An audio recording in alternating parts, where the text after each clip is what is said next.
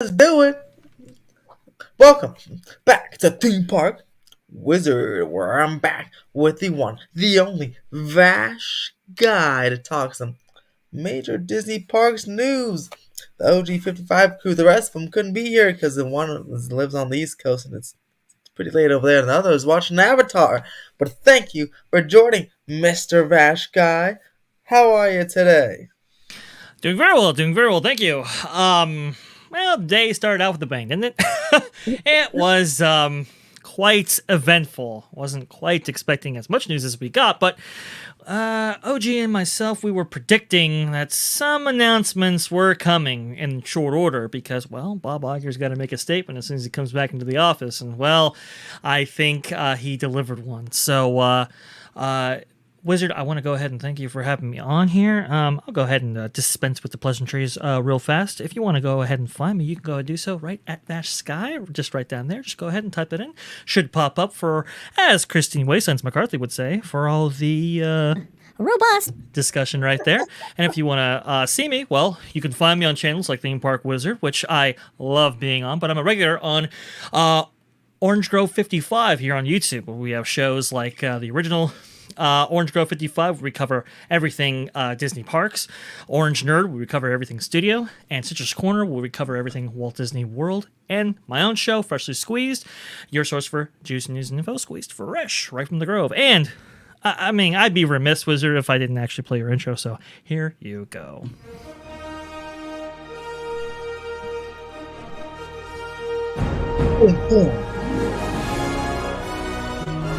But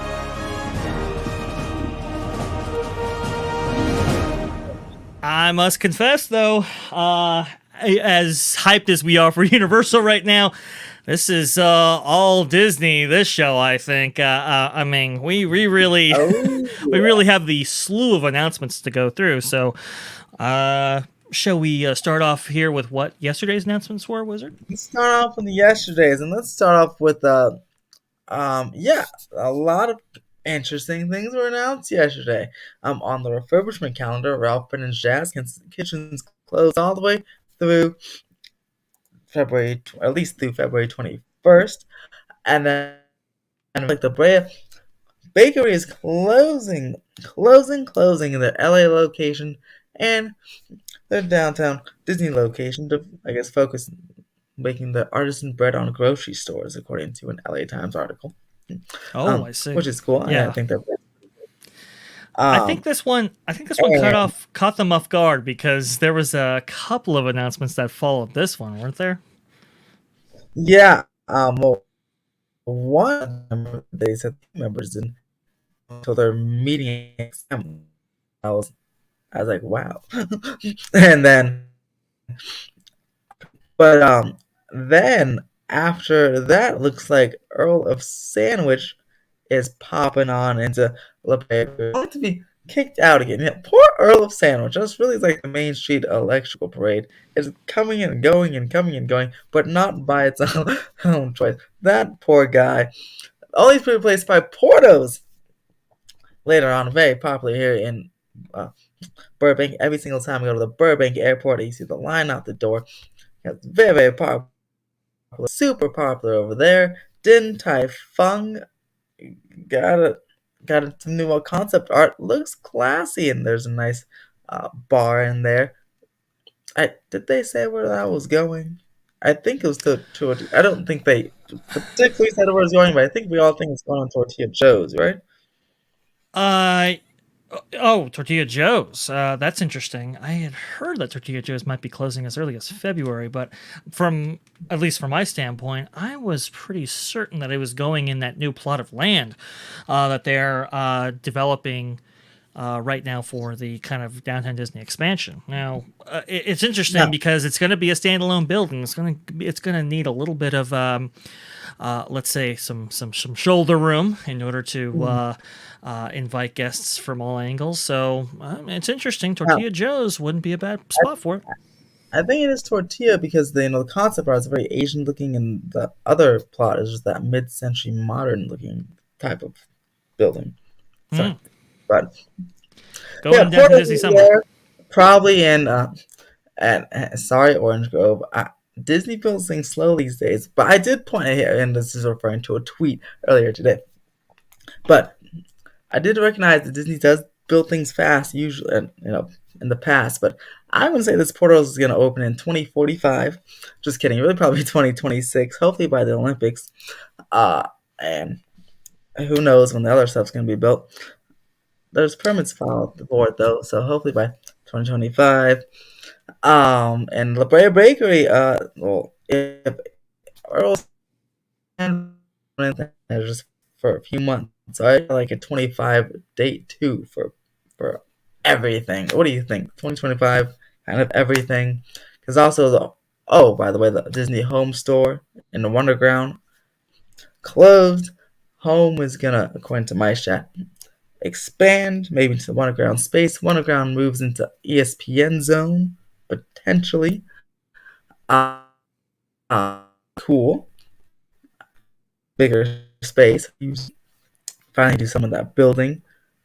And was that all the Downtown Disney stuff? I think that was all the Downtown Disney stuff. I think so. Ethan, if I could be so blunt, I think you're breaking up just a little bit.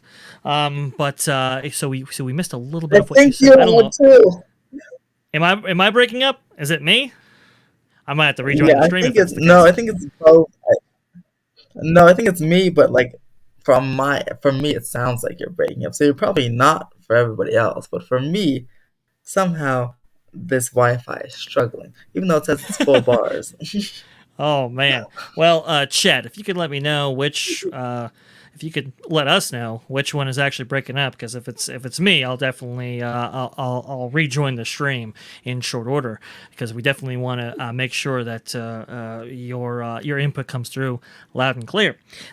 This is kind of an interesting one, I must say, because I don't know if Disney was privy to the fact that these were closing, these locations featuring La Brea Bakery. I don't know if they were familiar beforehand that they were going to close so quickly. I think this is why, Earl of Sandwich is taking up residence for a short period of time before this Portals location is actually built. But Wizard, you said that you actually saw permits filed in order to do for this location. Is that correct? Yeah, the permits were filed for the big plot of land that's been sitting as an empty hole for a month. Oh, okay. Not this location, just that. Okay. The mid-country. Okay, so that tells. Why has that been sitting as wow, so frustrating. It's interesting. I mean, and City Walk is just about like, I feel like it got done by the time it was fully constructed. By the time that thing is a hole in the ground, it obviously wasn't. But and they were just. By the way, sorry guys, Tootsums opens January 27th at Universal City Walk. That's correct. Announced after my video, so I can't wait for chocolate on the same day that Mickey and Minnie's Runaway Railway opens at Disneyland. Hilarious. And Nintendo previews are that weekend. Big stuff happening that weekend. I can't wait. Big stuff happening for sure, and I think we'll be able to follow it closely, but we'll have more information about that in short order. However, going back to La Brea Bakery just for a second here, I think it feels like to me it caught him off guard a little bit. It feels like it was a little bit of like, whoa, this is kind of didn't quite expect this. Maybe they did, and that's why they lined up all these all these press releases and so forth like they did, but I don't know. It felt a little clumsy, at least yesterday when it came to the announcements. Very, very random and sudden. It's so interesting. And then they said, let's back it up. Oh no! Then there's the Tron teaser yesterday. Right. So let me see. That was very annoying. I was like, listen. One teaser is cool. Two teasers are cool. We made 6 people wait 60 years for a Tron coaster. Stop teasing. Just say the damn date already. Which thank goodness they did. But come on now. April 4th. That's super soon. Look, for you Magic Kingdom fans. So you were not thrilled about it, and I saw your reactions on Twitter to that. And, hate it. Look, if I waited a normal amount of time, I'd be like, oh. Come on, 6 years. Just give us the damn date already. That this is true, but I don't know. I could see the social media appeal of it. I can see why they actually use this methodology here, because it seemed a lot of people kind of threw their hat into the ring, so to speak, in order to try to find it. But a lot of people, it ramped up interest, so that I think a lot of people were following the Disney Parks blog, Disney social media presence, whether it be on TikTok or Twitter, closer than they would have if they had just released the date.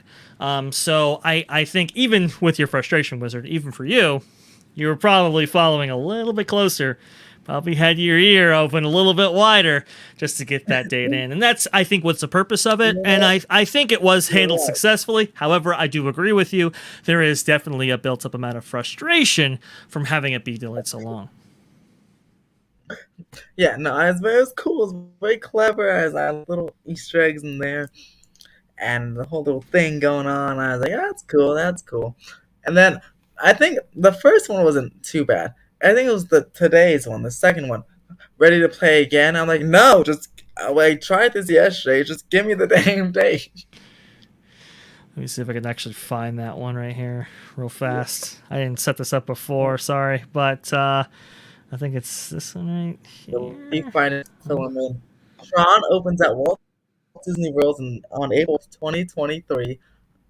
For anyone that doesn't know, Tron is a launched roller coaster that will launch from 0 to 60 miles per hour next to Space Mountain on April construction, like 2017. So the Disney people and me are very frustrated that Super Nintendo World was built in half the time, but that's okay. It's now opening in 3 months, so woo! Yeah, that was you'll be able to go on it. And think about this, Wizard. We've been waiting for this coaster for so long. I remember the original animatic of the coaster when it was being developed and being installed at Shanghai Disneyland before that park eventually opened in 2016, I believe. I remember seeing concepts for that 2014 or so. I mean, I was in the line for the Matterhorn when I first saw them, which is kind of rare for me to actually do that. But I remember seeing it, and you see this 3D image of the coaster at night, and it's swooping over your head with that beautiful light up canopy, and I was just like, oh my god, this is absolutely amazing, this is incredible, I can't believe they're building this. And to finally have a date for this attraction, its version of the attraction, it's opening domestically, I mean, I can't help but be excited. This is very, very cool. Yeah, so cool, because I remember when I first saw it in Shanghai, I was like, man, I hope that comes over to the United States. I picked the wrong park. I said Disneyland, but they went to Disney World instead. But I was like, at least it's closer, much closer than Shanghai. And then, if I get to Disney World, hopefully this summer, then I'll be super excited to ride it because, it's a new type of roller coaster for Disney, at least, which is great. And it looks gorgeous at night. Like, wow. Who cares if it's 45 seconds long? Because it's great. Yeah, it's a little short. There's no getting around it. It is very short, but apparently it is very, very thrilling. And if you've ever been on Pony Express, Wizard, I know you probably have. It's a very unique coaster experience. So I think, yes, it will be short. Yes, the lines will be long. Yes, they will actually sell boarding passes for it, or individual lightning lane for it, or whatever they end up doing. It'll be a struggle a little bit operationally, I think, at least initially. But I think it'll be a solid addition to Magic Kingdom and Magic Kingdom's future. So that's great. April 4th, 2023. Very, very cool. But that's where it began. Yeah, because if you're an annual pass holder and you want to ride Tron, well, you can just walk right into Magic Kingdom on 2 p.m. after, except for Saturday and Sundays. You want to do that first? Okay. Okay, all right. Let me pivot here. Hold on here. Hold on. I think I got it here. Let's see. My bad. And Sorry. Disney World There annual was a pass lot, holder. folks. Yeah, I know there's a lot of stuff. You Okay, here we can go. you're reservation free, which is great, except for weekends on the Magic Kingdom because it's a very very busy park. But at least you're reservation free after 2 p.m. and except on the weekends. And ooh, see even the restrictions telling me it's actually not that bad, but just like I'm trying to explain it to somebody. I feel like it's still a little difficult, but it's okay Well, because we're getting better. Look at this. Look at this. 2 p.m. Gosh, please make my birthday present for me that to come here, or at least no. This is what I don't mind if it comes to Disneyland. See what was talked about before. hmm. Single day ticket holders, no reservation, and I'll make a reservation for my pass. But please, leave the single day ticket holders. Just let them come along. It would make it so much easier to go with my friends.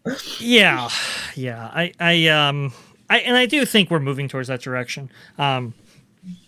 The annual pass holder thing at California is very, very tricky, very, very tricky because let's face it, everybody, it's very much a lifestyle brand out there in Southern California, and everybody wants to go at Disneyland all at once, especially when they have big openings like what we're going to experience on January 27th with the opening of Wondrous Journeys, World of Color 1, and Mickey and Minnie's Runaway Railway. So it's going to be, it's like, how do you balance that out while also providing up to like 1 million, annual passes out there? That's a very tricky situation. So I will say they will probably modify the reservation system eventually in order to include a little bit more spontaneity, like what we're seeing here at Walt Disney World, or maybe omit it at certain days altogether. But I think we'll always have some form of the reservation system, at least for annual pass holders or Magic Key holders at Disneyland, simply to deal with that demand when appropriate. This, I think, shows that they are at least receptive to that idea. That maybe we can pull back the reservation system. You have to also understand too, folks. Again, a lot of these systems were implemented in order to deal with the huge demand that came post-lockdown, but where they couldn't actually supply for that demand properly when there was a very tight labor market. So they had to make concessions to the Disney park experience in order to accommodate for that, right? Just at least a little bit. Well, now we're kind of seeing some economic headwinds on the horizon, right? We see some recessionary effects maybe coming into play here. And I think they understand also, too, that demand's going to wane just a little bit. So as much as this might be attributed to Josh D'Amaro, this also speaks to Christine Wastelands McCarthy when she's talking about pulling levers, right? Okay, we can just pull the lever when demand abates. That is also influencing this decision. Don't get it twisted, folks. This is not just a goodwill gesture just because Disney felt charitable. Oh, no. There's a lot that actually goes into these decisions. Yeah, and it makes sense. And a lot of these things were um, rumored or before when JPEG was in place. We heard the rumblings Yes. of after January, the thing might get pushed to 11 a.m., which with the park hopping rules, which it did, and Right. changes for annual passwords, which there were. So Yes. what they want to say is Iger or Chapek, up to you guys. I'm not here to get in any fights, but I'm just saying that's what everyone was hearing before before Iger was even back. So. Mhm. Yes. Yeah, and I don't have. And it's supposed to happen in Okay, here we January, go. right? Just like and it's January, so And it's January, which obviously, those rumors had some merit to them, and I always thought those rumors did because it I got to be honest, it didn't. it made sense that they would alter the reservation system because, I mean, it is just that unpopular. Even when Josh Giamaro was actually giving his interview answer to Robert Niles, he was talking about how, oh, yes, love to be in the park. If I'm not in the office, that's my office, referring to the in-park experience, right? He loves to walk around, do all that. We've seen that many, many, many times, and we've all been asking, okay, yeah, you're getting all this feedback, you're getting all this kind of hands-on experience with the parks and so forth and the product, but when are we actually going to hear about tangible changes to it? I mean, where is this information going? Are you just on vacation? And he's like, no, I'm hearing all these things, and obviously we're going to make changes from them. Today was a reflection of that, of course, but the first thing he brought up, the first example that he brought up in his interview was, oh, somebody, that when they come up to me, mostly it's thank you and hey, it's wonderful to meet you, which but the other thing that was part of that was, some people come up to me and they say, hey, Josh, what's going on with this reservation system? That was the first example that he actually noted while doing his interview with Robert Niles today at Theme Park Insider. So that just tells you that they've gotten a lot of feedback on this. They know it's unbelievably unpopular, this reservation system, and the hassles that come along with it. And this is a step in the right direction. I don't think it's necessarily the step that, everybody, wanted them to ultimately take, right? We want all these things to go away. And realistically, I mean, I think these things will be hemmed back a lot, but I think we'll always live with some form of the reservation system, which is really kind of unfortunate. And they talk about that during that interview. And look, I don't want to rant here, Wizard, because this was a very positive day. Ain't no question about that. But some of those answers, some of those, look. It might be easy for you, Josh, to wave your silver encrusted key card right there at the front gate and just walk in whenever you want, or at the back gate, and glad ham it with the guests. But the reservation system is absolutely a deterrent, I think, and it's 100%. soured people a lot on the Disney park experience. And Josh Giamaro goes on and on about, oh, well, we want you to be interacting with the things around you. We don't want there to be any complexity. We want to make the process as simple as possible. And it's like, well, it's not, Josh. You can't say that it is. And when you're adding things like mobile order into the equation and taking up 3 out of the 4 windows for those purposes, okay, that's not simplifying the day, that's making it far more complex. This is a step in the right direction, but there's a lot more work to do, and to Josh's credit, he even admits that. But this kind of, allowing annual pass holders to come in after 2 p.m. Without a reservation required, and only limited to no access to Magic Kingdom on weekends. I think that's actually a pretty good compromise, a very, very good step. This park hopping after 11 a.m., that's also a very, very good thing. I think a lot of people are going to be a lot more happy with that. And Much better. And I wish it would start when we went on the 27th. I know. It didn't, but hey, at least I know. You let the cat out of the You let the cat out of the bag, Wizard. Come on, let's save that now. Surprise! Oh yeah, there you go. It's a surprise. Wizard and I are going to be there on the 27th. I know Wizard's going to be covering some of this stuff, and I'm going to be absorbing. I'm going to be taking it all in, so I can digest that to you in a way that that you don't necessarily need anybody to do. But hey, I gotta do it for the job, So there you go. Gonna be there. It's gonna be fantastic. It's gonna be awesome. Also, too, and this shouldn't be understated either. Not only is park hopping available to Disneyland Resort guests starting February 4th after 11 a.m., but they're also giving you complimentary photo pass attraction downloads to celebrate the Disney 100th anniversary. That's kind of cool. It's a nice gesture. When I got my Max Pass, I had that, and I really liked that. So I'm glad that's back. No, to be honest, I like that too. I really did enjoy that. So, it's these things are nice. Uh, these things are look, they know these things are unpopular. They're changing a little bit as demand abates a little bit as their labor problems as they conquer those a little bit. So doing these things, being as flexible and offering flexibility to your guests, i.e., making it a little bit less complicated and earning some goodwill, I think should be praised. Also, too, as part of this whole thing, by the way, they added a slew of Tier 0 days to the 2023 calendar between, what is it, January, February, and March, somewhere in that zone? Yeah, yeah, that's that slower time period, usually that January through March.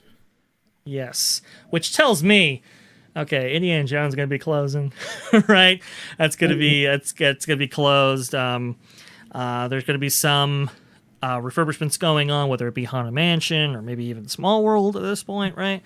There's going to be some things that are not going to be operational, and And maybe people kind even of they, understand that and know that. Oh, go ahead. yes, I was saying maybe they can see the calendars and maybe not filling up as fast as they want, and I say that too because Yeah, Mice Chat noted a couple weeks ago, the special ticket deal they usually do, that discount, the 3 days for $73 a day right. thing. Um, that was supposed to start yesterday or January 9th, yeah, yesterday, but it Mhm. started a week early on January 2nd, uh, Oh, probably due to okay. waning demand there. Yeah, exactly. And don't let don't let Josh Timorrow fool you here. I think he just gave an interview in the New York Times, and he was asked about waning demand, and he's like, "Well, no, none of these changes are about demand." Yeah, sure. You gotta look. I wasn't born yesterday, Josh. Come on. I mean, I think it was the what is it? The U.S. Travel Organization just said that they expect demand to wane in 2023, maybe pick up again in 2024. They expect that international travel is not going to be fully back until 2025. Look, Josh, listen, okay, I don't want to say you're gaslighting, but you're starting to sound a little like gaslighting, and I don't want to impugn your character, Josh. But please don't, piss on my leg and tell me that it's L.A. Reigns. Okay, it's not that. I mean, I think we understand what's actually going on here. I think Wondrous Journeys, World Color 1, Mickey Minnie's Wonderway Railway, they will be draws, no question. But I do agree with you, Wizard, even with those things having been already announced, already been on the calendar, I think you're right. They're looking at that reservation system. This is one of the reasons why they keep it around. And they're seeing demand wane just a little bit. So it's like, okay, let's extend this $104 ticket offer, which, by the way, if you look at all the promotional pieces that the company has been running, whether it be on ESPN and ABC, their various other networks and so forth, they had the $104 figure right there at the top of that commercial there. And That tells something me to that, say about that. yes, I go know ahead. some of those commercials they mentioned like tier zero ticket. I know that's what it is, but it makes it sound so analytical and mathematical. Like people are like, Yeah, "What the heck? What was a tier?" Stop saying that. Tier zero to tier six. Just say the price. It's $104, and you can say whatever you want on the website. But it just makes yeah. it sound so analytical and so smart. Like I don't know, tier zero. Like what the heck? It's It's okay. very. But Wizard, don't you know? Josh is. I mean, this is a simple process. We're trying to simplify the process. We don't have a bunch of gobbledygook like as if you were hearing about some new, I don't know, ED medication or something. No. Don't worry. It's fine. You just need here's a graph, here's a table, here's a spreadsheet, and you'll figure it out. No, This is a very complicated process. To your point, Wizard, yes, it does sound very analytical. It sounds cold, Disney used to be Yeah, exactly. It's welcoming. Where's the magic? zero. It's You can have six different prices and just not call them anything, and just there. And that's what on going to Universal website, you see three different prices. It's more expensive weekends. One of the they don't say you're purchasing a tier one ticket. They just there it is. It's a little more expensive on the weekend. A little bit. It's the same thing. Just you don't have to call it tier or anything. Just 104 this day, 189 this day, 104. You can internally you can call it tier whatever if it helps you out, but I don't think people care that much if it's a I tier. think they Those should just. people confusing. Wouldn't it have been cool if they would have used the A through E ticket thing? Oh yeah, Like, that would be cool too. At least right? people would, It's like, oh, I'm recognize paying, that. but for an E ticket. Sounds good. Yeah, Makes sounds you warm and cool. friendly, even though you're shelling out $250.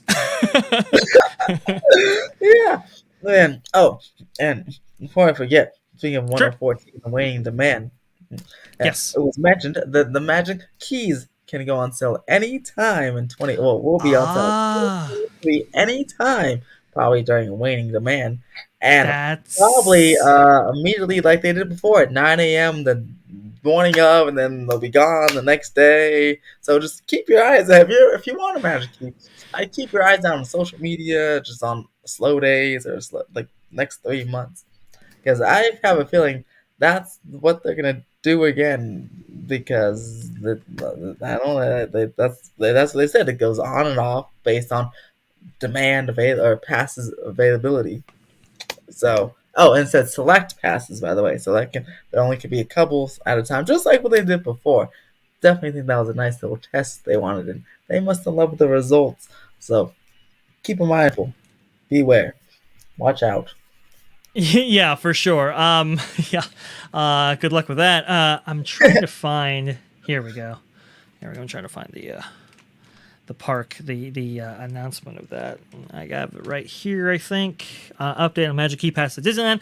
Disneyland Resort will make select Magic Key Passes available for new sales from time to time throughout 2023 as pass inventory becomes available. And you can see that. You can't really see that. You can see that right here. If I I.e., extend it right there. how many people don't renew versus how many people renew. Right. How many people are Right. buying single day tickets versus how many people are not. And this is, and I know I've heard. I mean, look, listen, I do a show every week with him nowadays, and I call him on the phone all the time. My dear brother, dear friend, OG55. Oh, Look, gee. OG55. I love the man. I do. And he's kind of, he's oh, how should I put it? He's not necessarily sold on the idea of continuing on the Magic Key or AP program, definitely in the form that existed back in 2019. But he has kind of forwarded this notion that that Disney Resort is pivoting away from APs, and look, I am with him on that 100% when it comes to the philosophy of the desirables, right, the unfavorables, right, unfavorable mix. That's where that language comes from, right? It comes from APs versus tickets, and let's be honest, ticket holders do make the company more money, especially if you can Yeah, fill the just park look with them. what happened during the holiday period. I'm sure they Right. like those numbers. Oh yes. Great point there, Wizard. For what is it, almost 2 weeks, right? They were able to Almost so fill the park.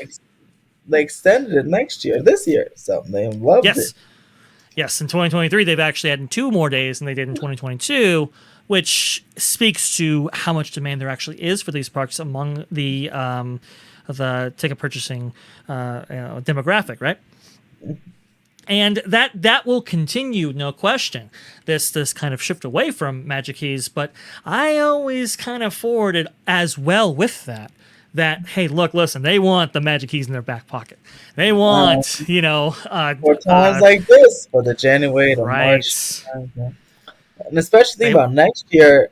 Next January, there's no new attraction opening, so there's probably even less demand than there is this January or in February. well, to be fair, Wizard, there won't only be no new attractions. There'll be less attractions as you have, Indiana Jones go down for an extended period of time, as there are refurbishments happening to big attractions like Small World, Haunted Mansion a little bit as they come off of their holiday decorations and so forth. Splash Mountain will be down, right? Mhm. So they want that kind of instant demand in their back pocket. They want to be able to I don't know, release a popcorn bucket and get a million annual pass holders flooded in there when they when they when they want them and when they can't. So I think that's why they're kind of telling people right now, hey, look, keep your eyes towards the skies. Maybe you'll get a magic key, because it's not that they want to necessarily embrace the magic key holders. But they want to have them in their back pocket, just for a well, as LA is experiencing right now, a rainy day, right? Yeah, and I have a prediction. I feel Sure. like, let's see. Let me look at my handy dandy calendar. I feel like they'll do a random drop on February, sometime in February.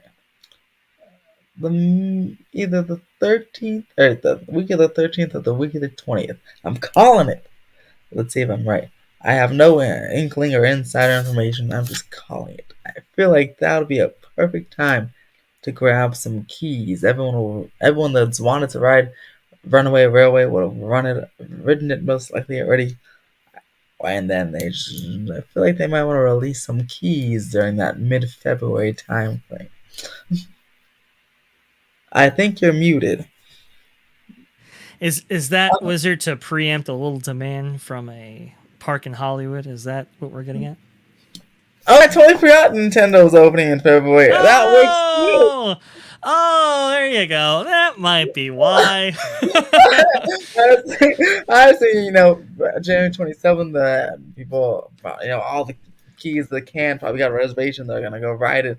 Then probably the demand's probably going to wane. And then, yeah, I forgot Nintendo's opening in February. Oh, yeah, they'll definitely sell some keys in February now. uh, you might be right. You might be right. I think you got something there. It's going to be interesting to see. I think when they release tickets, because that might give you an indication of what they might be experiencing internally with the internal numbers, their forecast projections, and so forth. Not only keep in mind which tickets they actually release, but when they do, I think it'll give us a lot of insight. But this is all good stuff. This is all good stuff for Disneyland Magic Key holders. Good stuff for ticket holders, right? If you buy a park hopper, which I mean, right now, Wizard, a park hopper option is like $60 a day, isn't it? 65. Whew, yeah. To be locked out of the adjoining park that you are paying $65 for up until I think it was like 1 p.m., right? Or 2 p.m. Mm-hmm. It's 2 p.m. Is it 2 p.m. Walt Disney World, 1 p.m. in Disneyland Resort? Disneyland, yeah. Okay. That's a lot. Getting 2 extra hours back, that's a nice gesture. And I think it's something that a lot of people kind of might agree with, right? If you go to the parks there at Rope Drop, 8 a.m., it's suffice to say you're probably going to spend about 3 hours in your park, and by that time you can go over. I think that's pretty fair. Now, I wanted to bring this up a little bit because same thing you see with the tier 06 thing. They don't say it, but and also they just don't mention anything. Oh, Universal stealthy. What did Jeff Sell say? We're not Disney. Oh well. Oh yeah. He just, as you see here, Universal had 6 tiers, right? Or zero, whatever. They had 6 tiers, 109 to 130. But then they added one beginning the weekend of Nintendo World, February 17th. They added a new tier. They didn't say anything, but they just did it. And then now they have 7. But, they don't announce it. And I still think they're better off by just not announcing it. They just added a new price. Disney likes to announce when they add a new price. I don't think that's I just don't think that's the right way to go because then you get a lot of pushback. You should just do it. Someone will find out anyway, but you should just do it and maybe not make like this one's only what $5 more than the other one. But look, you don't see tier 0, 1, 2, 3, 4, 5, 6. You see 7 different prices though, but not the whole language. No, it's not a big thing. It's just there. So I think to provide some context as to, or a reason, I should say, as to why Disney might want to announce their pricing, it's to get ahead of the story. It's for optics, right? Because everybody's following them, they don't want their stories written for them. That's why Disney Parks blog was instituted. That's why their social media presence is as robust as it is, in order to kind of massage the optics related to a lot of these things, and that's why they announce them, and that's the benefit of let's be honest, being number two, like in the position that Universal is, right? You can kind of fly under the radar. Nobody's what is it? What do you want to say? They're not so crazy about every single decision that you make, right? And so they get to enjoy a little bit of that lack of notoriety, right? Whereas Disney, if they don't set the story will be set for them, and you can think of that like Disney would like you to think of it as, oh, this great fuzzy story, magic wonder, all that. But really, in journalism, the real story is going to be greedy Disney. There is a right.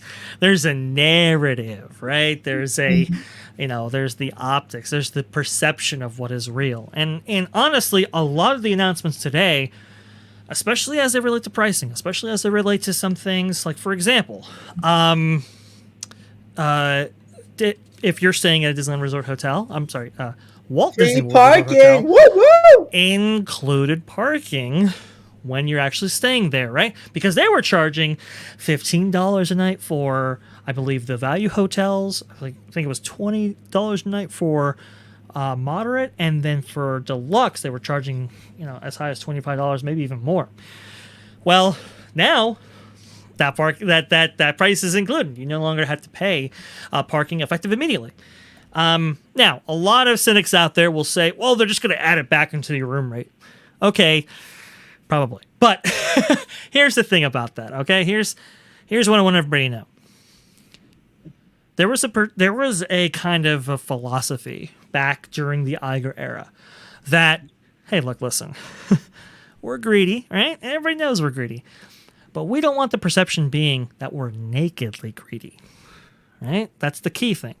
Obviously, they're going to have, quality-oriented pricing, let's say.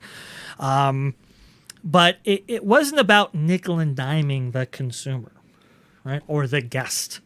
It was about providing at least the perception of value. And that perception, even if they add that $15, $20, or $25 charge to your room later, like embedded in the pricing of it, not just an extra cost, right? The perception is that, ooh, I'm getting features that are included with my resort stay. And that matters. This is why people are so gung-ho about, let's say, the Disney dining plan, right? The dining plan didn't save you any money, but the perception of value was there, which is why people were so attracted to it. Yeah, you're like, yeah, I get all of this with this price. Yeah, it definitely is like, it's like with the Max Pass, or like the Signature Plus Pass, how you got the Max Pass included originally, right? And then the Photo Pass, like that was like I really liked that, even if it didn't, even if the price difference wasn't too bad. That's the only reason I got the Signature Plus. Oh, and then no blackout dates. But I was like, my goodness, I love that. I wish that would come back. So good. Yeah, I mean, well, and maybe this is opening the door for features like that or features adjacent to it to actually come back. But the point is that the perception of value is there, and the perception of being a mousetrap is also there, right? Disney being greedy is also there. So you have to kind of balance those things out. And unfortunately, with the Chapek era, and some of this was because of just the insane demand, because Disney could basically, right? They did. They, as Josh Giamaro would say, they used the pandemic as an opportunity, right? And that's true in more ways than one, more ways than Daddy Josh will tell you. But they were able to use the opportunity of the pandemic to their advantage, which is really unfortunate. But what's going on right now? Demand is waning a little bit. There's an economic turn down. People have value-oriented thinking now more than ever, right? And, well, you're seeing it reflected here. Disney's changing the perception of the company and the parks experiences and product in order to reflect that. So, crafty move by Disney today, for sure, on some of these things. But and it signals a changing of philosophy. This isn't just Iger Chapek, right? This is also a change in the marketplace. But we've talked about pricing for quite a bit here. Should we talk about show, like the show of Harmonious? Yes. Right? Lots of shows are coming or leaving or coming, and my goodness, all at Disney World. And first week of April will be quite good for the Disney World peeps. April 2nd, I think, is the last showing of Harmonious, and the other one, Enchantment. Enchantment. That's one, and then the April 3rd is when the Happily Ever After and the oh my goodness, the Epcot Forever. Epcot Forever. Yep, sorry. You're Come back. Which is funny because wow, that just shows how bad the 50th anniversary was because the people were so excited for it to end. But it's good that they're coming back for those. I haven't seen any of them, but either of them, but they look great. And then 4th, of course, Tron opens. Great week for Disney World fans, and it's still hilarious that they spent all that money on those barges, permanent barges, for them. 18 months later to be sailed away to be demolished. Yes. So, I'll read you my tweet here because I sum it up quite well. If it's short enough for Twitter, it's short enough for here. Look, Disney spent, and I'm talking hundreds of millions of dollars in development infrastructure costs in order to have this show be performed out there in World Showcase Lagoon. And like my tweet says, it all got undone by one executive decision, and that was not actually footing the bill for those barges to be positioned and repositioned each night. Because dry dock and other infrastructure. They were supposed to, go. They're supposed to be away each night, but they cheaped out at the last second there. They cheaped out the last second. They cleared the land. They cleared the land. They cleared the area in which these would just be whisked away each night, like they have done with water shows at Walt Disney World for actually starting in 1971 with the electrical water pageant. Right, the electrical water pageant is moved into position, right? It's moved to all the resort hotels around there, the Polynesian, the Contemporary, all that kind of stuff. And this show just happens in front of you, right? And in following an Illuminations tradition, these things were going to be moved into place every single night and then be performed and then be whisked back. And that way people can enjoy their view of World Showcase unobstructed by these huge gargantuan things. That's why they're not themed, right? That's why they're painted black. That's why they're supposed to be obfuscated, right, by the night sky and the lack of light. That's why these things look the way they are at the very last minute. And unfortunately, let's be honest here, the pandemic had a lot to do with this. Decision was made. No, they had to be permanently affixed. Why? Because it takes a lot of technicians to actually move these. Honestly, they are they're like trailer size. Yeah, They're it looks humongous. they're diesel size, truck size, big rig size flotillas out there. I mean, they're massive. So it takes a lot of technicians to actually do that. And unfortunately, well, they weren't gonna budge on that. They weren't gonna provide entertainment the money in order to set this up each night. And what we got were permanently affixed barges, and that led to not only a myriad of complaints from guests, but also from some of the third-party restaurants that are along World Showcase Lagoon. Maybe some countries, maybe some corporate events that Disney had already booked out for this show, right? And it hurt dinner sales, it hurt dining sales, it hurt corporate event sales from these things being there. And there was a decision. Okay, well, all right, well, look, they look bad, and we can't really hide how they look now, but okay, you know what, we're gonna have daytime fountains for them, okay, and that's gonna hide it all just fine. Well, as you see here, if I can actually show you, that didn't quite work out the way that they anticipated. Why? Because they had never tested. Go ahead. I mean, that looks like it looks like when you hit a fire hydrant and you just start shooting up in the air. It looks like an accident. Oh, that looks horrible. I mean, it was. Looks like an explosion's happening. Like there was an underwater earthquake or something. It's not good, Wizard. This is not good. It's like I think the radiator on an old Buick LeSabre that I had when it was spouting out water. I think it looked a little bit more magical than this. Let's say this looks bad. And look, the reason why is because it was never. It was never the intention to have these go off during the day. They had never tested anything at scale like this before. Late in the run decision, obviously it did not work out, which is why they didn't do it anymore following their kind of early tests that they did in this technology. Plus, too, these barges were meant to be worked on during the day. They weren't meant to be running all the time. And so how do you balance out daytime fountains with daytime maintenance? That was a tricky balancing act, and of course they ended up not playing that at all. So Disney expected to have this show. They had budgeted this show to last well over 10 years, right?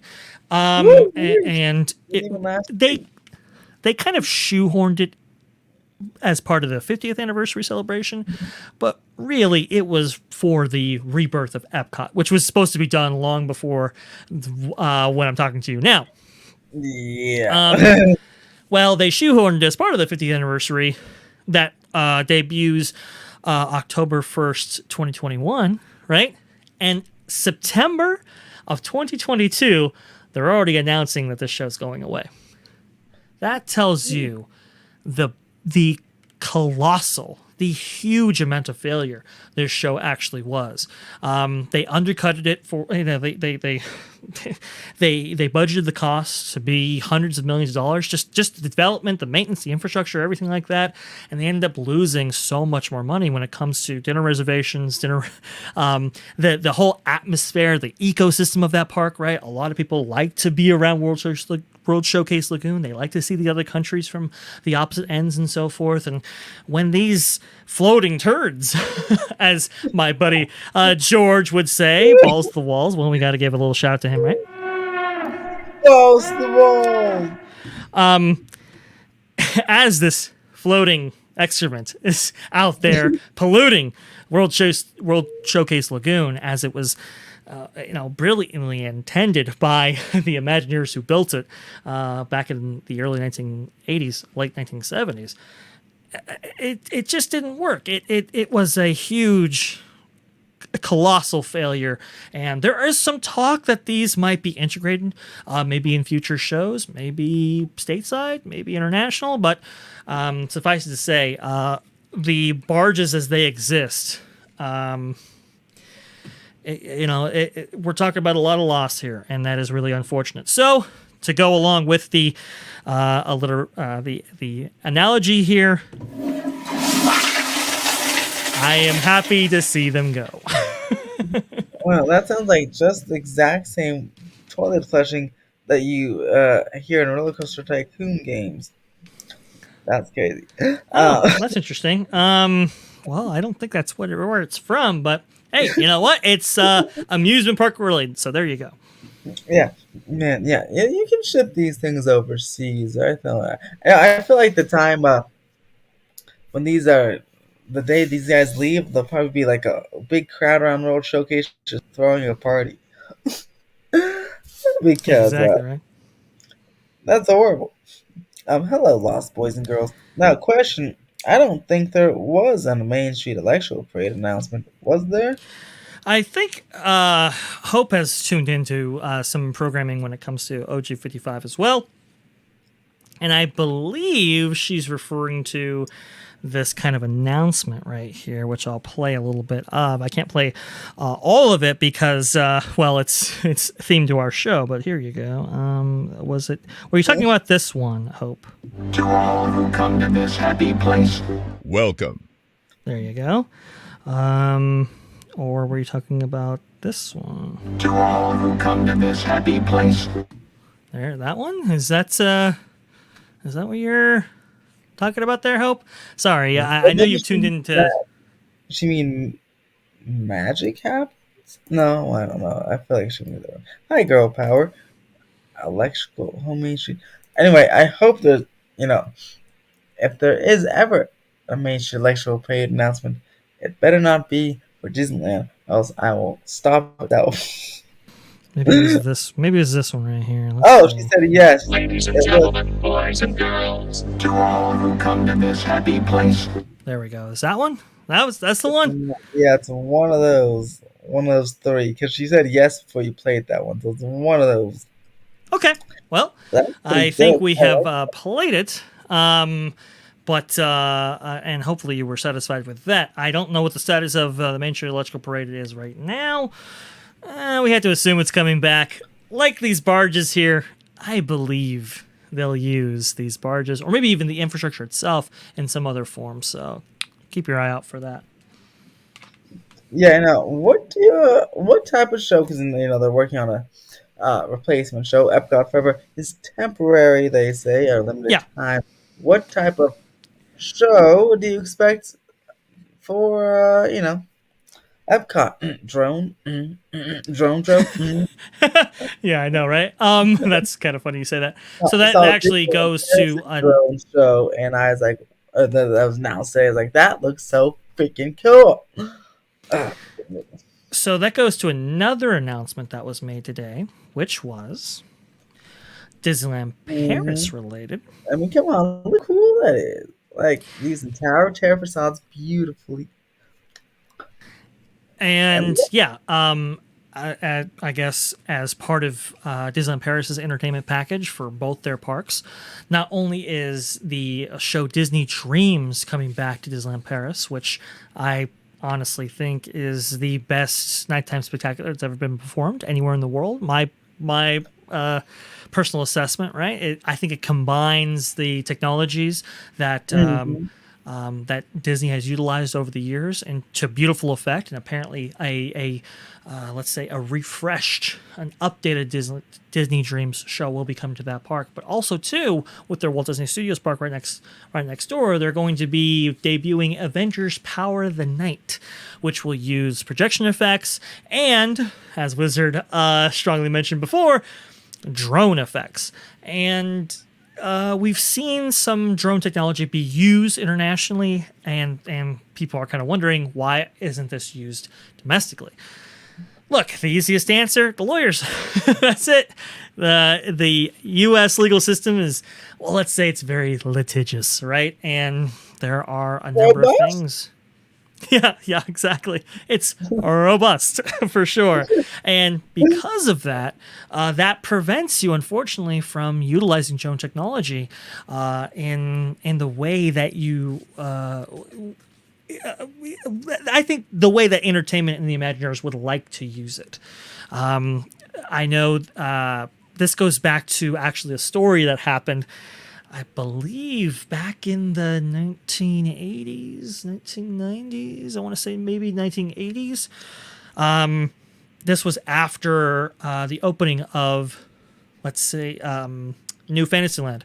Remember Tony Baxter, Bruce Gordon, and some others? They redid all of Fantasyland starting in 1981, closed down the land for 2 years in order to accomplish that task, moved the carousel and so forth, and just leveled the whole thing, gutted everything, and then built the amazing European village that we enjoy today as part of New Fantasyland for its opening in 1983. And then after that, they would update the Alice in Wonderland area and so forth. Well, while they were actually doing the new Fantasyland version of Alice in Wonderland, they had added Alice and all the characters actually to their attractions, because the main complaint was, why isn't Snow White in her ride, right? Why isn't, let's say, Peter Pan in his ride? And well, you get the idea, Wizard. You were supposed to be those characters. Well, they changed those stories and incorporated those characters back in. And as part of Alice in Wonderland, well, they had a mold that was made to incorporate that figure in that attraction. Well, there was let's say, a kind of a guest complaint that they couldn't actually see Tinkerbell in the park. And Tony Baxter kind of came up with this idea. Well, hey, I know we have Tinkerbell as part of the fireworks spectacular, but we can't actually run those every single night.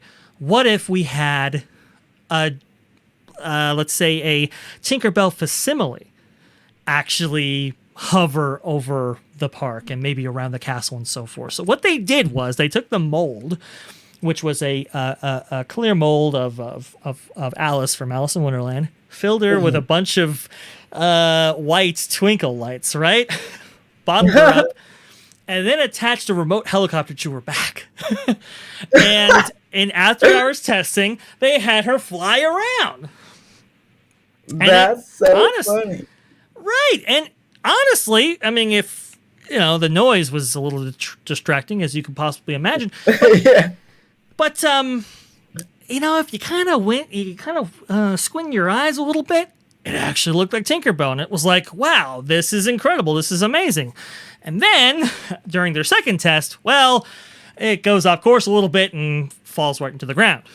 Shocking lawyers and Disney executives. And the kind of complaint was, well, look, listen, this is wonderful technology. We could probably pursue this, but, what if a helicopter blade hits little Johnny and now we're a nightly news story, right?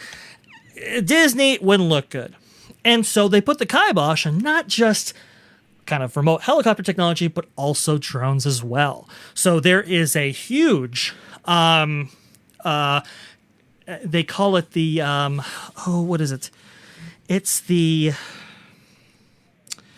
envelope of protection, I believe is the technical terminology.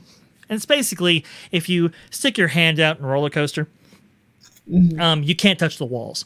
And they test for this. You'll see, Wizard, I'm sure you've seen this, right? Where they have the kind of the wooden plywood, right? Yeah, they have a whole bunch of arms sticking out. Yeah, right? to make sure it doesn't touch the any clearance. And if that breaks, well, then you walk the track and you see where it broke, and you correct that, let's say.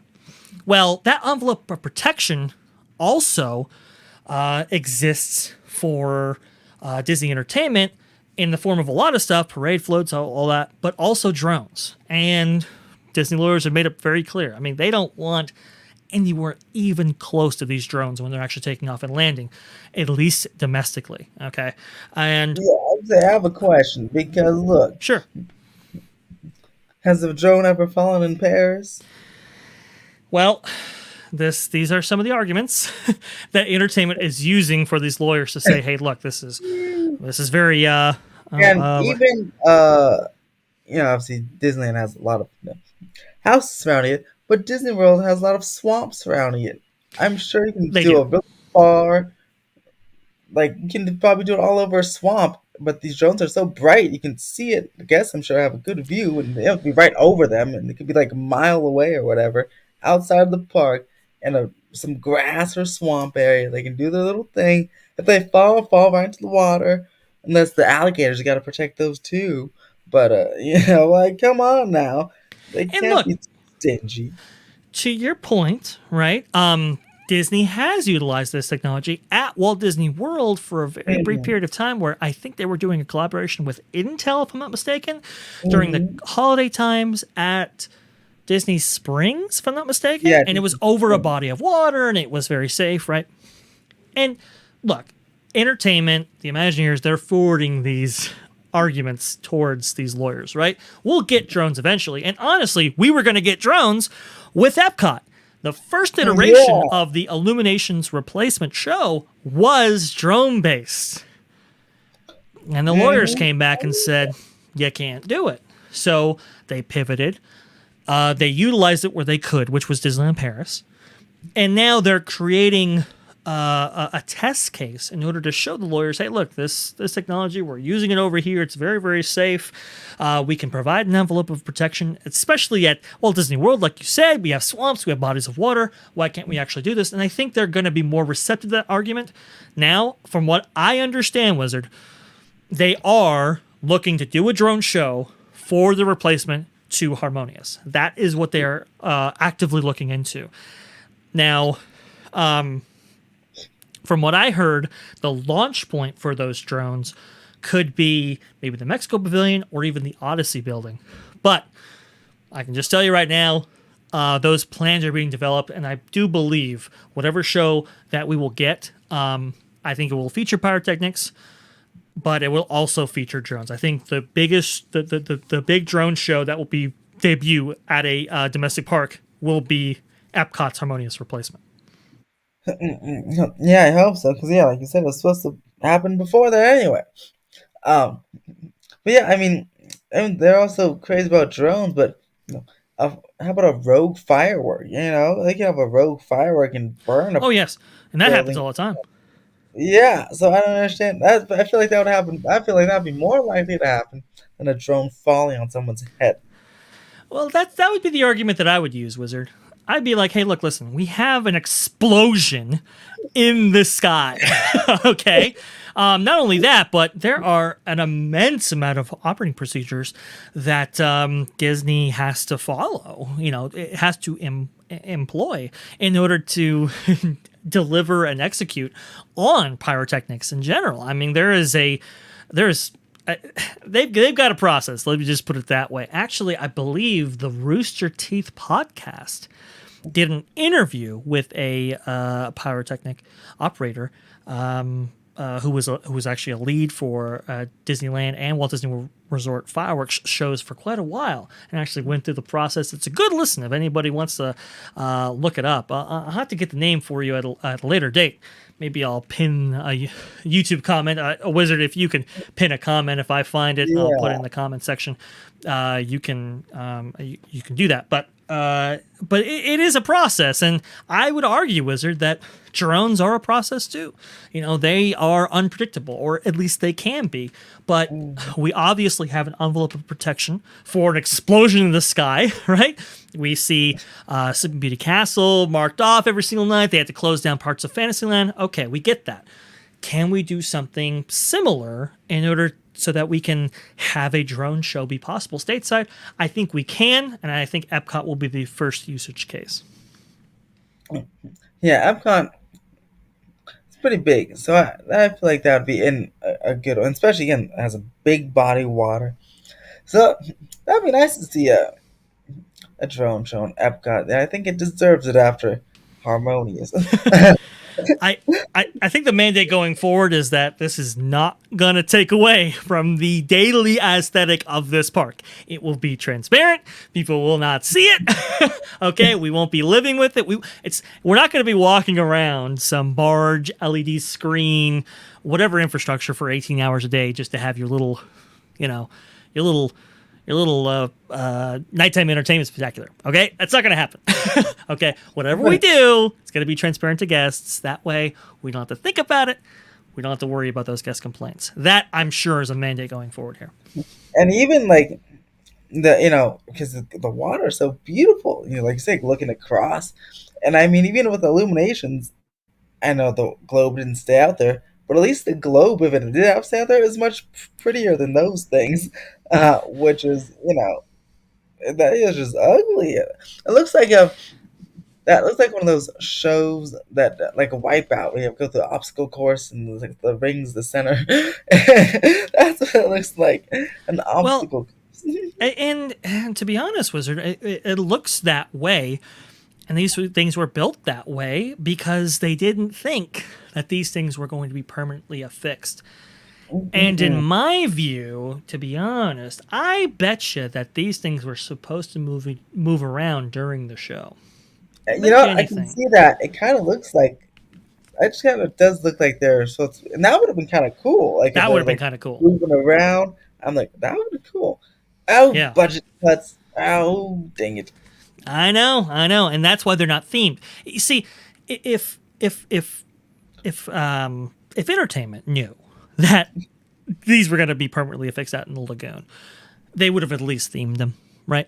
They would have had maybe Yeah, I know they would have folding stopped. LED screens, right? Or maybe maybe retractable ones. Maybe you do it like you built like a faux island out there in order to kind of hide some of these things. They would have done that. But these things were never designed to be out there all day. And that's why they don't look like they're designed out there all day, because they weren't intended to be.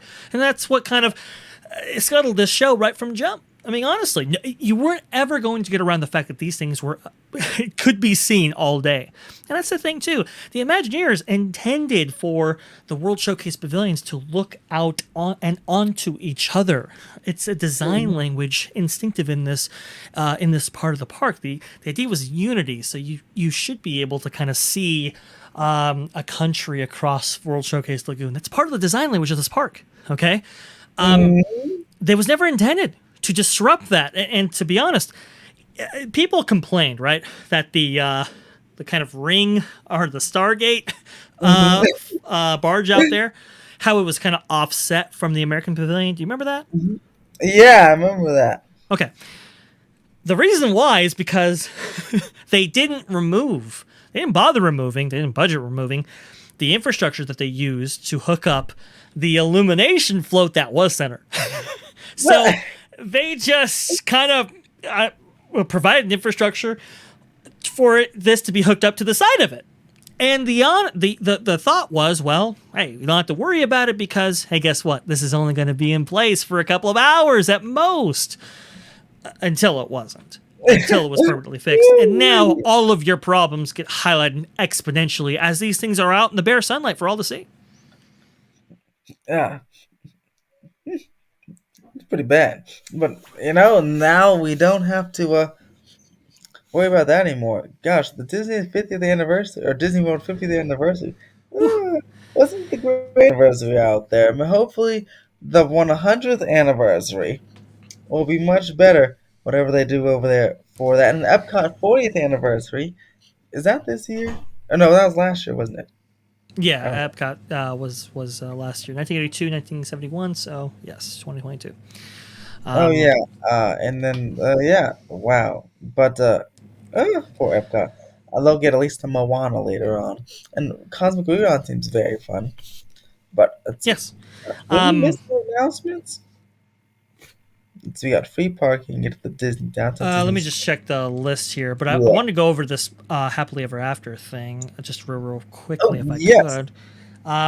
Yes, happily ever after is returning April 3rd. 3rd.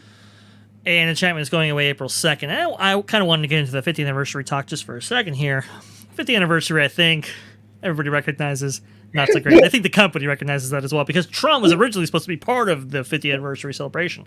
But if you notice the announcement, I don't even think they mentioned the 50th anniversary. So I think the 100th anniversary will be better. I think it's all about guest feedback. That's the theme as far as I'm going with. They heard the complaints. They heard that Epcot Forever was better than Harmonious, and they're bringing that back as a temporary show, right? Epcot needs a show nightly. That's part of the ecosystem of that park, as I would say. That's how that park operates. They need a show. Epcot Forever is always supposed to be temporary, but they're bringing the temporary show back. Also, too, Happily Ever After. Hey, look, listen. Enchantment. Somebody pointed it out best to me. They said, you can't just dissect a show like Happily Ever After and attempt to replicate it from that starting point. Happily Ever After was an organic show, and it was a show that leveraged this new projection mapping technology and integrated it in amazing and clever new ways. And Enchantment was all about, hey, we got synergy. We got to have the newest thing. We got to have the newest IP out there, and for all the world to see. This is the new Disney company with this 50th anniversary celebration. And yeah, we'll implement more technologies to copy what Disneyland did with Epcot Forever. We'll do the Main Street projections, right? It'll be great. Mm-hmm. And when it comes from that design standpoint, it loses a lot of its magic, let's say. It loses a lot of its soul. And unfortunately, I think Enchantment was a victim of that. And the fact that they didn't actually have Walt Disney or Roy Disney be part of that show, very big lost opportunity. And I'm glad they rectified that a little bit, but it still left a sour taste in people's mouth. And, well, now they are rectifying that completely with the return of Happily Ever After, which I know will be modified somewhat. We're just trying to get details as to what. The Lost Boys and Girls says... Oh yeah, no, so that's why like the Disneyland Forever show for the 60th anniversary, because Walt was there, right, in the castle. I was like, oh, that's so cool. And there's like an actual story with the fireworks show. I was like, right, that was incredible. Yeah, I mean, remember dreams come true, or Wishes Disneyland version. I thought was amazing because it highlighted the nostalgia for the park itself. This is a 50th anniversary, right? This is a celebration of this park. Let's really do a deep dive into it historically and really kind of create those memories for guests by highlighting the memories that they may have had with our park. And I thought that was a beautiful way to do it. I would have liked Enchantment to kind of follow that, but there was this directive like, oh, let's not lean into nostalgia so much. We can do it with the merch. We can sell you nostalgia, but let's not lean into that for the 50th anniversary. This is a new Disney. This is a new Walt Disney World. And unfortunately, I think people rejected it. And I think the 100th anniversary signifies, you know what? Let's listen to that guest feedback that we talked so much about and bring some favorites back. So I'm happy. I'm happy to see it. Surprised that Disney Enchantment didn't have the Walt Disney World 50th anniversary at the beginning. Yeah, exactly. I mean, again, that was a response to guests, right? Saying that why is there no nostalgia? And they listened and they took appropriate action, just a little bit too little, a little bit too late. So, say la vie. Yeah, I mean, come on, it's the 50th anniversary. That's like, why did you not do nostalgia on a big anniversary? Like, I'd say upside some stuff they don't know what the word anniversary means. Yeah, exactly. I know it's supposed to be a celebration of a creation that is a union, or in this case, a place. And the fact that they didn't actually highlight the place. I'll never understand, Wizard. I'll just never understand. Unfortunately, it's the perfect storm of mediocrity. Celebrated with synergy, corporate synergy.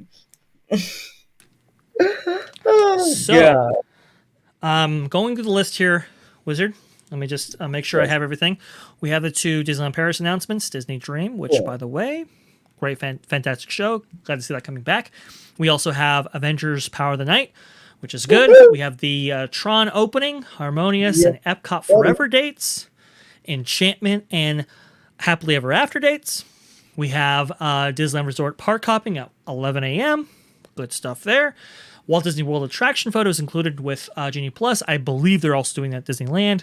So it's a twofer. Much better. More Tier 0 pricing at Disneyland Resort. We talked about that. We have the actual dates for that. I'll see if I can find the dates so people know. Keep reading. I'll see if they're on the calendar. Okay, please. Magic Kingdom. Magic Kingdom's periodically back on sale. Oh, I'm sorry. Magic Key is periodically back on sale at Disneyland Resort. Yeah, sorry. Uh, The Magic Kingdom's on sale. No way. well, periodically back on sale, right? They're going to be coming in and out, so that's something. Walt Disney World Hotel guests get free parking. No reservations after 2 p.m. for Walt Disney World annual pass holders, except for Magic Kingdom on weekends. La Brea Bakery, Earl Sandwich, Portos. The I'm Thweeper. just thinking. I think It's funny, Avatar just made over. Go ahead. when they announced Tron, did like did the park's blog announcement announce it's Tron or Tron sponsored by Enterprise? And I asked that because when I saw it, I don't think I saw the park's blog post, but Oh, let me see.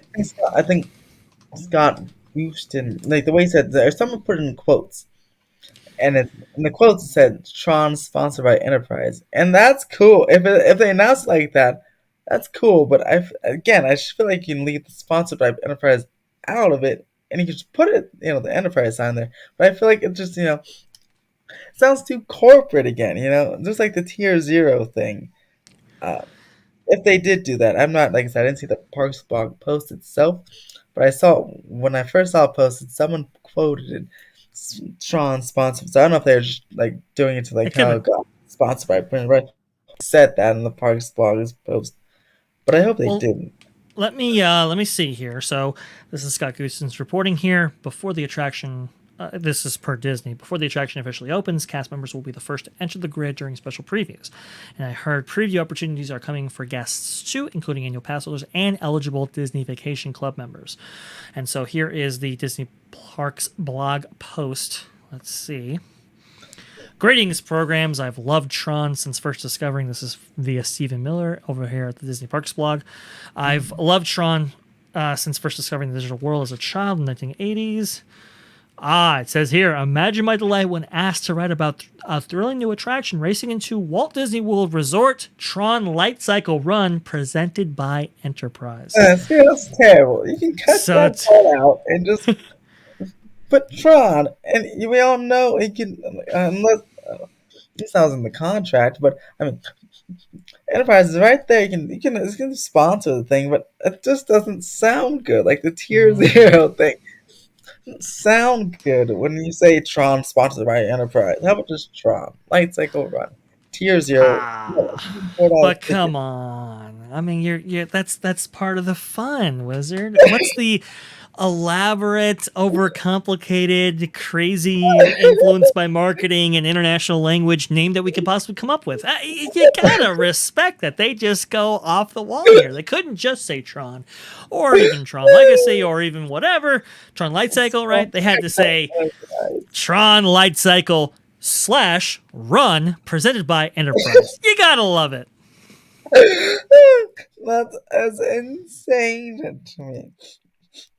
Oh, I think it's clear to see why this waning demand. There's not one day, there's literally, there's not one day in January that's sold out yet. Not even tomorrow or anything, or the weekend or anything. There's nothing. Not even Interesting. February. Not the 27th. I mean, there's most of the days even have both days of it. Both parks. There's only 2 days in January that you can only go to California Adventure for one day. But for both parks. Let me here you go. I have it here for you. Please. Do we Variant, have the and we do have the the pricing? yeah. I'm trying to find it. Oh, here we go. Here we go. Okay. It's 104 for a few, not a lot, but a few days. Tuesday, Wednesday, Thursday in Which January. month? Which month is the Oh, first? Okay. Sorry, I yeah, couldn't right. see the month there. It's Okay. Tuesday, Wednesday, Thursdays, Okay. mostly this, and then February, even fewer times. There's only like 3 of them actually. One, two, three. The rest are kind of pricey, especially Okay. these guys. And then what are we Oh, this, looking at for March? let's see. In March we pop over. March we have. Where's my mascot? March we have 0 of them. Oh, okay. Very pricey and spring break. Ooh, wait. Let's see. April we have 0 of them. May we definitely have 0 of them. We have a lot of the Huh. year 6 or whatever. Well, and then May. I mean, May's Yeah, gonna be all May summer. there's four Oh, of May them. actually has some. Okay. Yeah, four of them in April. Oh yeah, and that's it so far. So Well, just not as many, but there are a few. Wizard. Even though they might not be represented on the calendar, I think there are more 104 days yet to be announced. What do you think? Probably because I mean, look, like I said, just this week are this is for the one day, one park thing. There's only 3 days this Only entire Disneyland month. sold out. Yeah, You can on get 4 days. on yeah, but the rest, well, most of these guys you can go even on Mickey and Minnie's opening go right on right on Disneyland if you want. What's And the annual pass holder calendar looking like?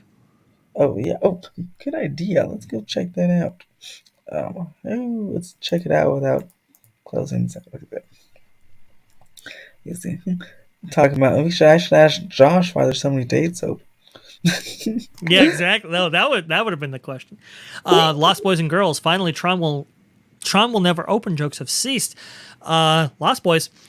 Understand, Hey, wait, Tron we have to hasn't wait till April officially. 4th to Exactly say right. please. Tron hasn't officially opened yet, so.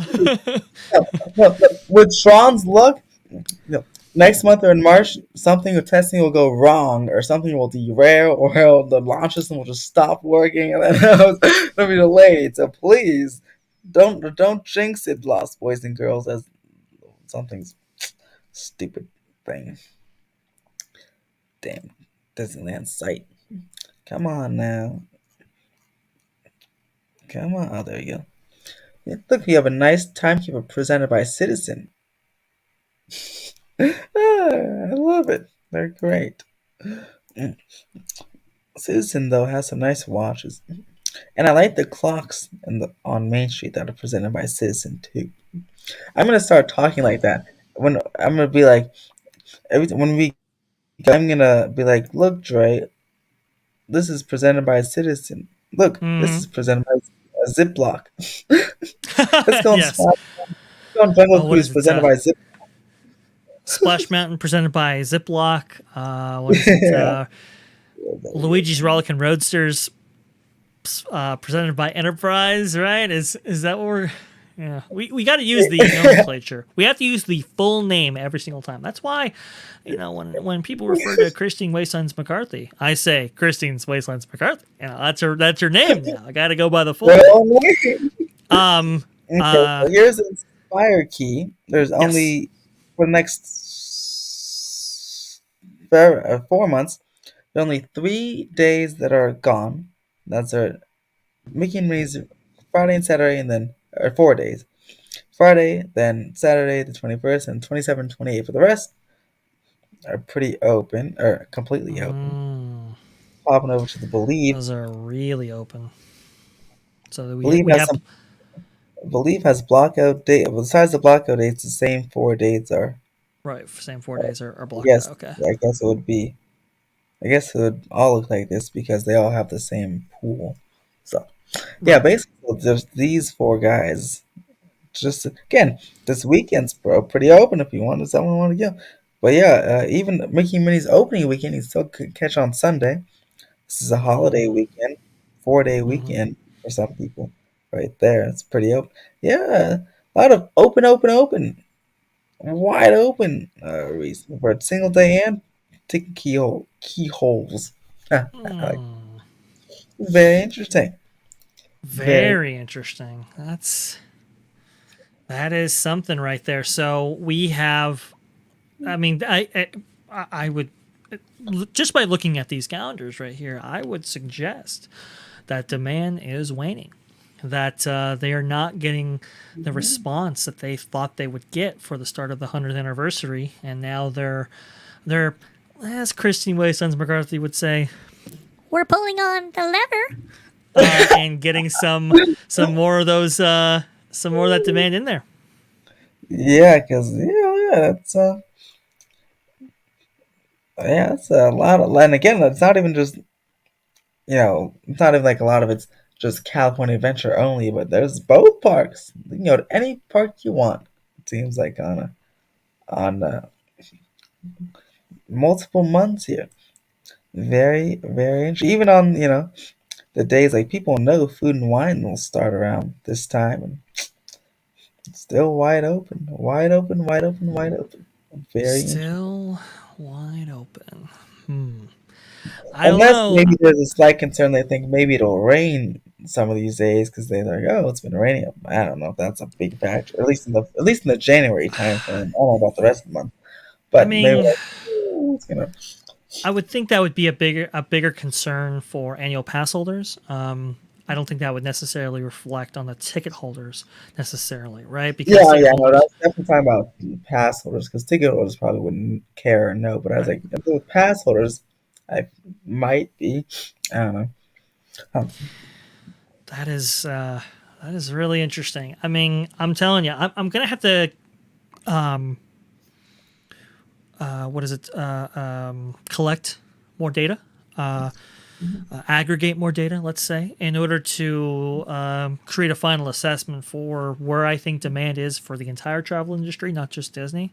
And there are some indicators that you can actually point to and research that'll actually give you that information. For example, ride sharing services near airports, Mhm. airline bookings, hotel bookings, and so forth, rental car services, right? You can use a lot of these indicators and how those companies are doing to give you an idea of how the travel industry is actually doing. So I'll see. I'll have I think a more robust set of data points to actually point to actually kind of posit my theory as to what I think is going on. But my preliminary thoughts regarding all of this, I think demand is waning, and I think they felt like the kickoff of the 100th anniversary with all those openings, Wondrous Journeys, World of Color One, Mickey Mouse Runaway Railway was gonna be really big, and they were gonna really pack them in.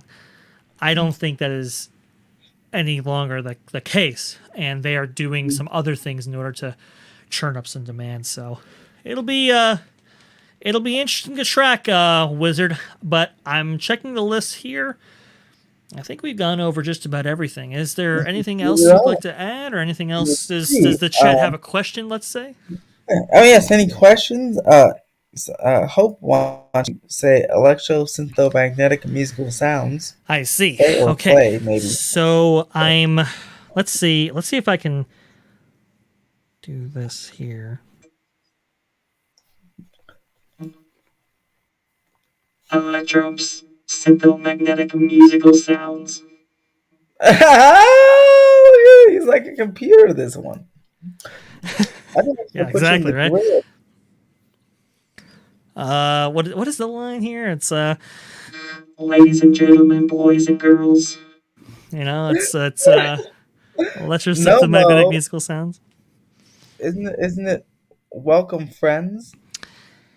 It's now the to all who come to this happy place. But let me just see here. Let me see if I can look up the lyrics here, and I'll read them off to you use my thing. Go ahead, Wizard. Go with the chat there. All right, let's see. Can't wait to ride a runaway railway. Once it opens, looks like it'll be a very fun attraction. You know what? Looks very cute. I can't wait for it. Now, Dr. Dre over there, he's kept himself spoiler free. He hasn't seen a single video about it, so we'll be getting a like literally first eyes on in 2 weeks when he goes on it. It'll be like a first time reaction, and I'll have to go. Definitely, we'll do a little off the ride review that you can see on the channel. Whoops, hit my stuff there. That was my bad. What to say? Whoopsie It sounded daisy. like there's a little earthquake over there. Yeah, my bad. That's my bad. I didn't lose anything, but my light just kind of flipped over there. I'll fix that in a moment. But I was trying to find. Let's see. Boys. I think I found it. Here we go. Okay.